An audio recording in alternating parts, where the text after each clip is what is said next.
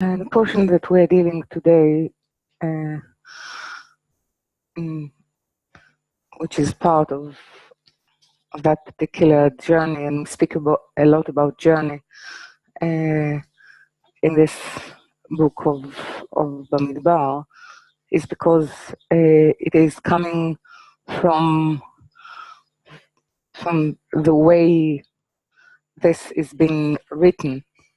So we will be able to see that it's an inner, not outer, inner movement from stage of consciousness to a higher stage of consciousness.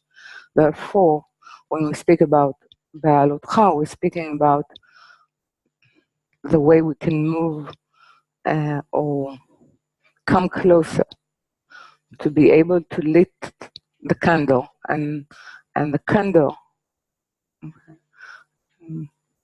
the candle of being, is called the spirit. So if we're speaking about the whole perception of that place of revelation, which suggests that the journey of spirit here in the corporeal world resembles a journey in the wilderness, meaning where, from the point of view of the spirit, there's no life, there's no will that can support, unless you're walking with something which is above and beyond the nature of corporality. So it's a very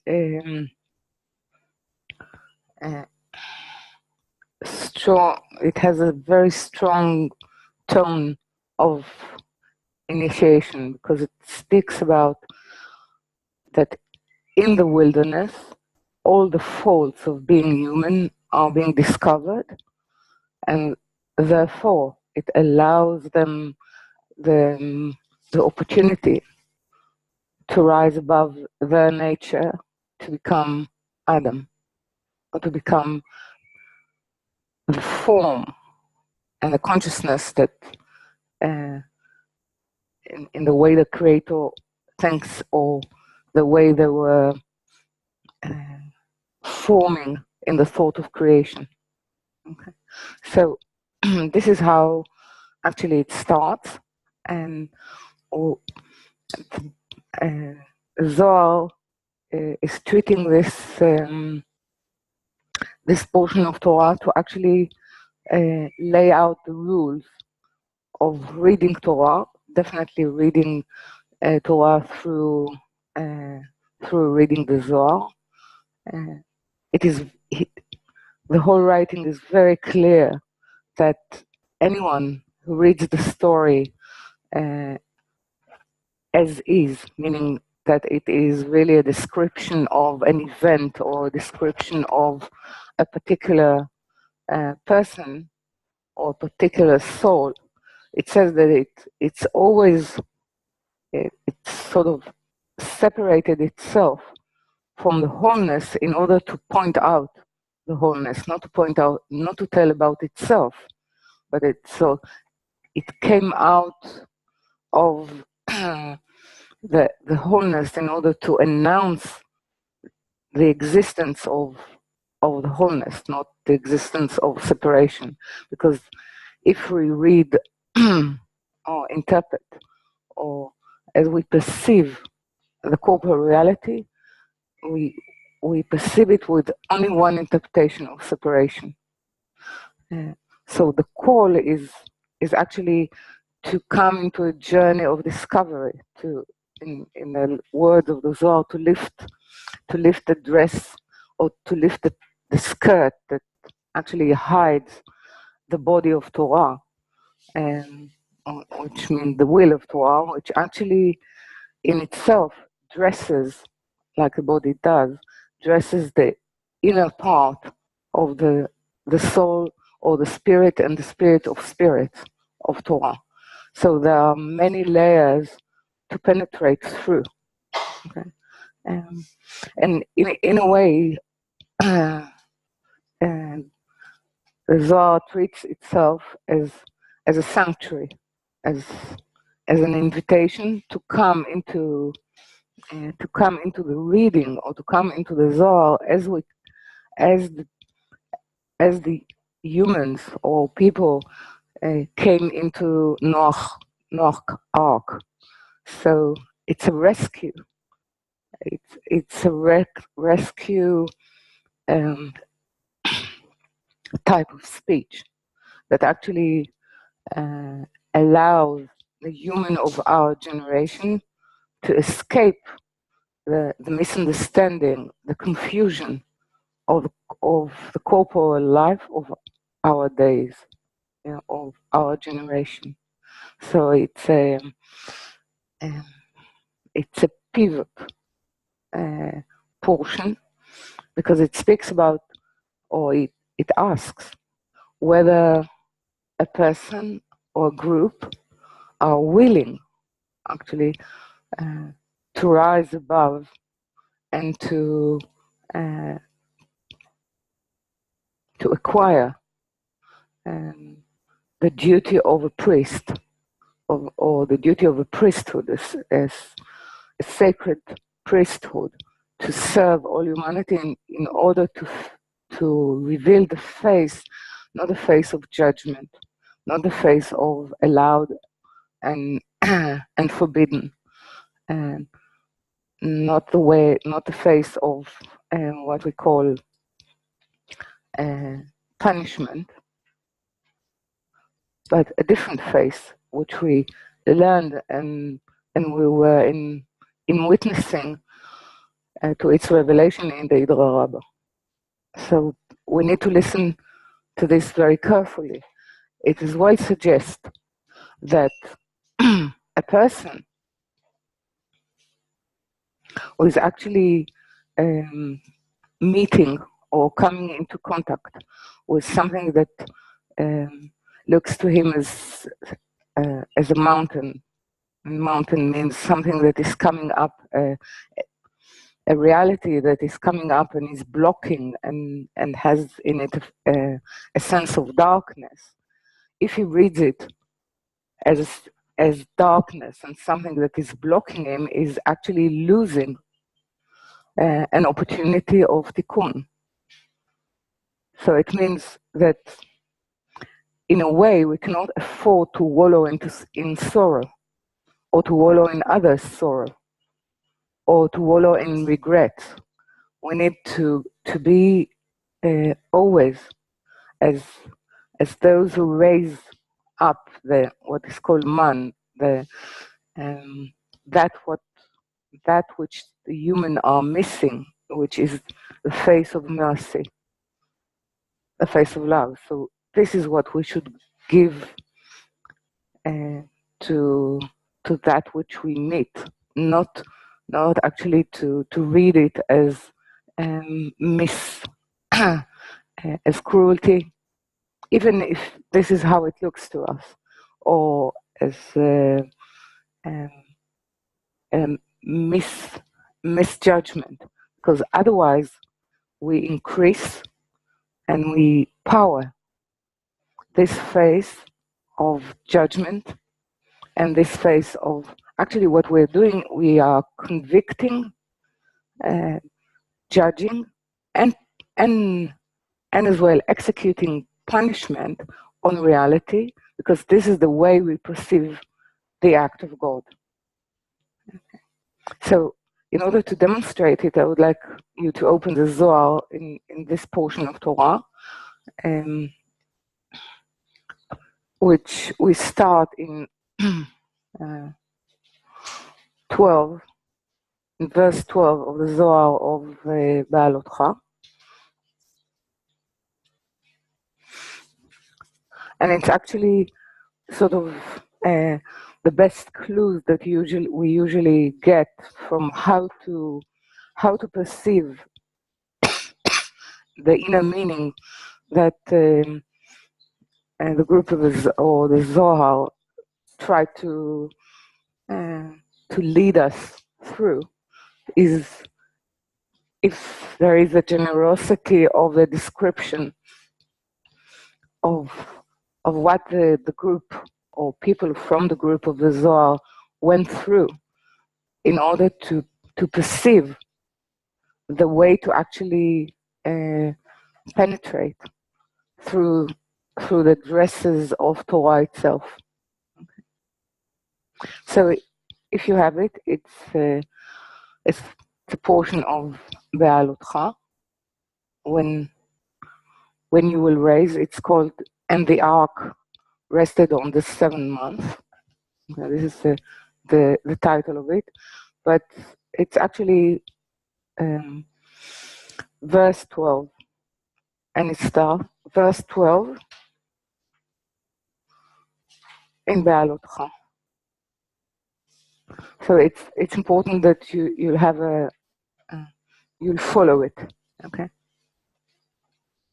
So we speak about three people, because we are after the Idra Rabbah and after the portion of Nassau, and now we start from if the two first portion of Bamidbar were speaking about how it is being prepared, or how the forms are being revealed from above, so the lower can, for example, form themselves in the same form, like the banners and the duties. So the duties so far are to do with the duties of the we learn about the duties of the priest, but now this is the book of the duties of the Levitites. So they are that it's a play between covering and discovering, revealing and concealing. Okay?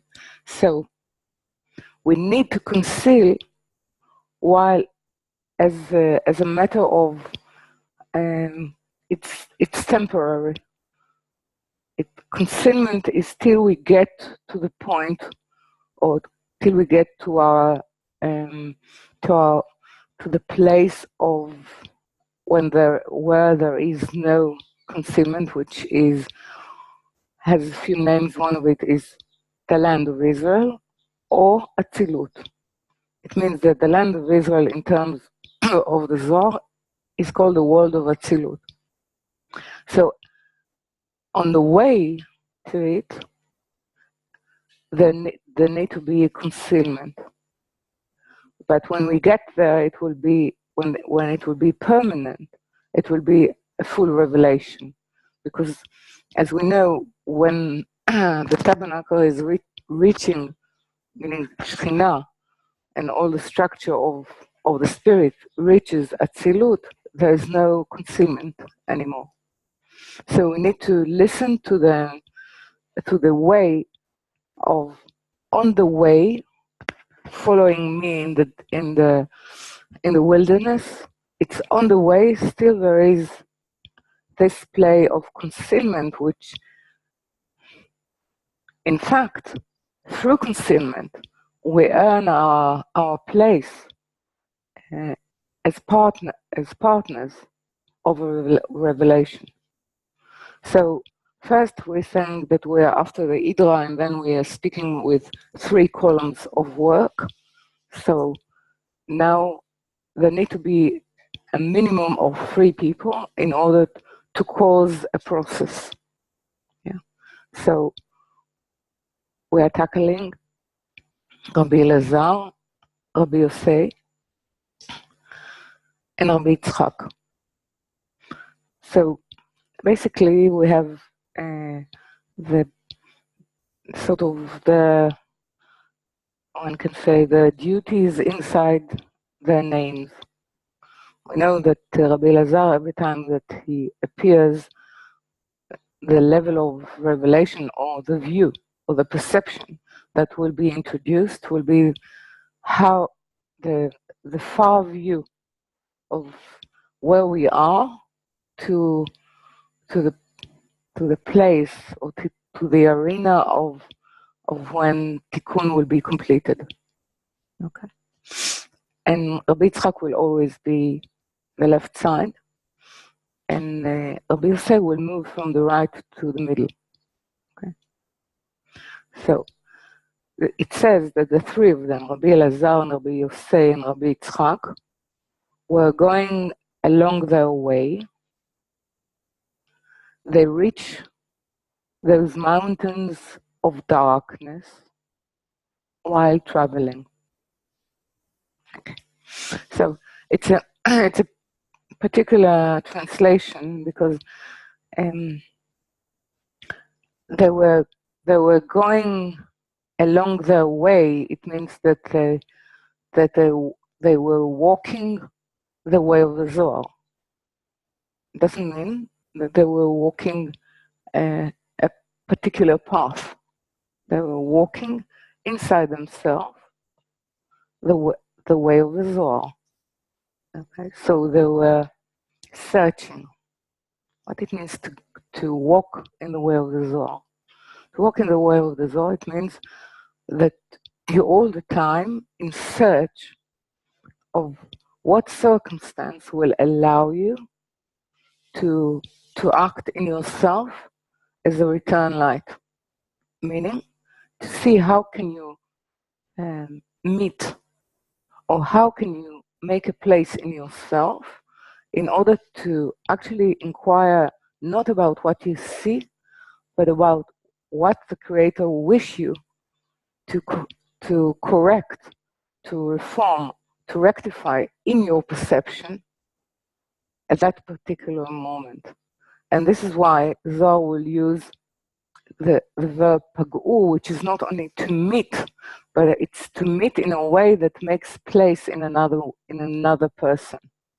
It's almost like using they offended a place. Okay, they hit place. This is the language. It means that it more than it is to do with the language of revelation that is very much because the whole Zohar is working on association of walking inside the words of Torah. So this particular verb is used first time in the revelation to Jacob of the ladder. So we understand that if we're sensitive enough, not to read it as meeting, but to read it as something is saying to them, you prepare yourself for revelation. What you're going to see now, which is mountain of darkness, means that what is rising to your corporal perception, even if it's, let's say, spiritual perception, but it's still limited, is actually beckoning you for a different view. And we can see that Rabbi Elazar, I'm continuing to read, Rabbi Elazar raises his eyes. Okay. So if he raises his eyes, he's actually doing the act of rising the soul, pneuma, spirit, to get the light from the source. This means to raise the eyes. Now, it is it's a play of association. When you walk in the valley of death, you raise your eyes to infinity. So raising the eyes is actually looking for a very particular face. It's not the face of Zeranpin. It's the face that was revealed in the Idra, is the face of Erech Anpin, is the face of mercy, is the face of love, is the permanent, it's a face that has no left in it. Everything is right, everything is mercy, everything is grace. And this is the way Rabbi Elazar is saying to us, you, last generation, do not let any darkness be your perception. Any sorrow, any grief, your job or your duty is to raise, like this darkness, mountain of darkness, is to raise it to the face. You're walking through Zaranpin, through the Torah, in order that this face of judgment will receive the white light from Erech Anpin and will bestow mercy on the world. But if you hold and you think you're very generous and you're very compassionate and you empower sorrow, you're actually working to embody judgment in our reality. So have a very careful listening. They reached those mountains of darkness while traveling. Rabbi Elazar raised his eyes and saw those lofty mountains, which are ominous and threatening, and they were dark and awesome and frightful. Rabbi Elazar said to his friend, this is the way he offers them the way of how to look. If my father was here, which is Rashbi, Rabbi Shimon Bar Yochai, I would not be frightened, because I know in his presence there is the power to actually raise our soul spirit above this corporeal perception and to call for the extension of the face of mercy. Yet, it's not, it says, because he taught us and we were together in the Idra, yet since we are three that were presented, that were present and were presented with this way of work, since we are three and we will work in, we are able to work in three columns, since we are three and are speaking of Torah. Which Torah they're speaking? They're speaking of Torah of the Idra.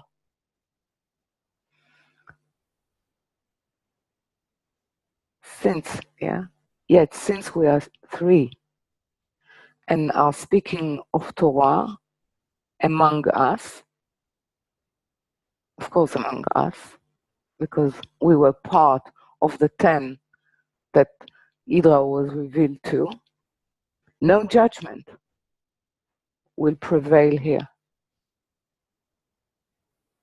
So this is the main offering of how this portion of Torah Behaalocha, how last generation should work. And therefore he's going to actually attack the way we